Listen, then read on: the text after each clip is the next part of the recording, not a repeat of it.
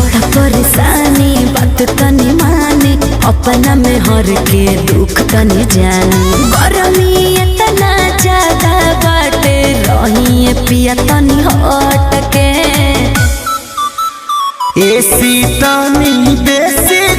के सुताए रहनी साथ के एसी तनी बेसी के सुताए रहनी साथ के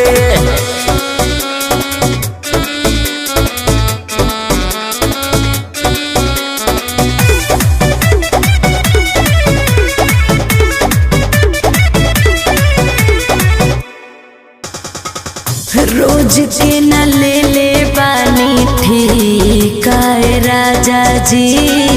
तनी को न भावे तरीका राजा जी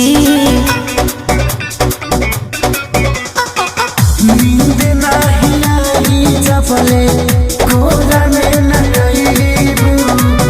रात भर जागी अखिया ऐसे जे सतईबू जनी करीब पिया किनारा चली करब अटके एसी तनी बेसी के सुताए रहनी साथ के